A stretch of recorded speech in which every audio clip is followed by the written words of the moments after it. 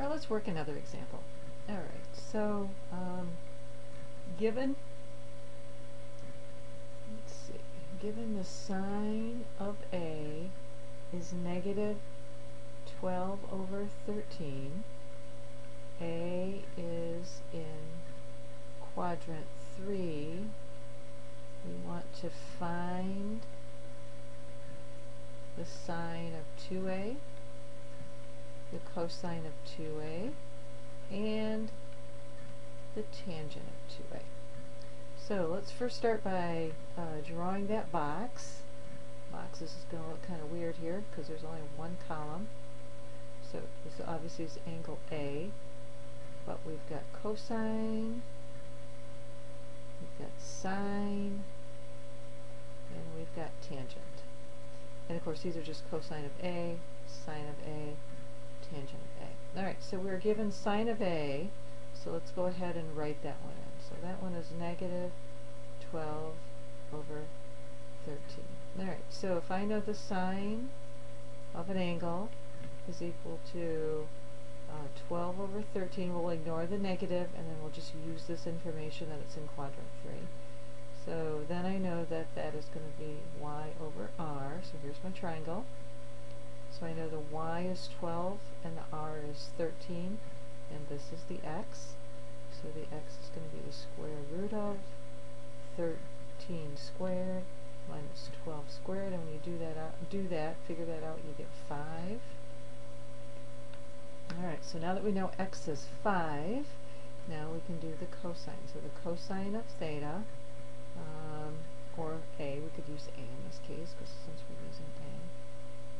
Alright, so the cosine is x over r, so that's going to be 5 over 13, but it's in quadrant 3, so it's negative.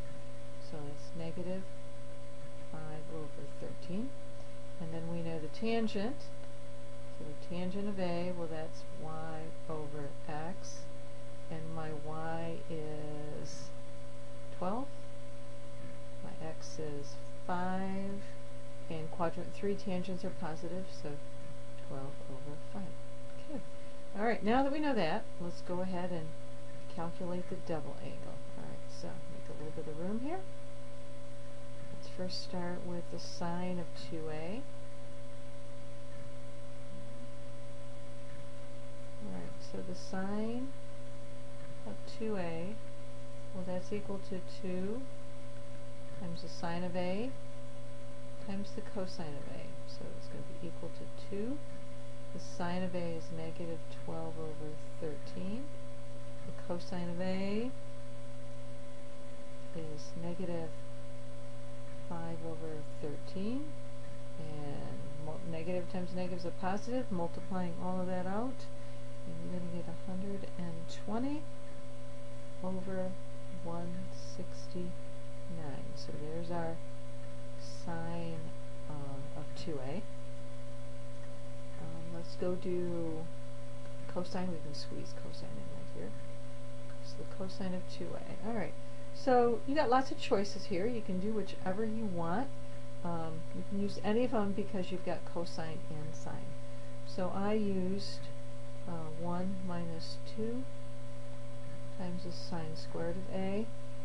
It doesn't really make any difference because these are all similar fractions. There's no radicals in any of them, so any of them work, your choice. So this is 1 minus 2, and the sine of A, well, it was negative 12 over 13, but we have to square it, and when we do that, we end up with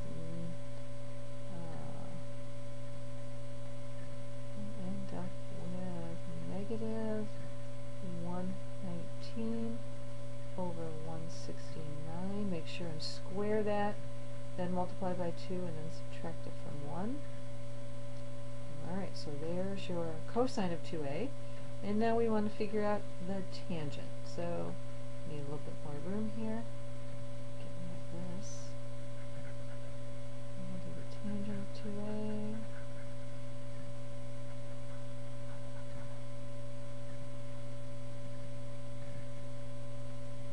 So the tangent of 2A, so that's equal to 2 times the tangent of A all over 1 minus tangent squared A. So let's fill this in. So we've got 2 times the tangent, well that's 12 over 5, all divided by 1 minus, and we have 12 over 5 again, but we have to square that. Let's work down our ways. So the numerator becomes 24 over 5, and then 1 minus 144 over 25. So that becomes 24 over 5 divided by negative 119 over 25. And when you work that out, you get negative 120 over 119. There you go. There's the tangent of 2A.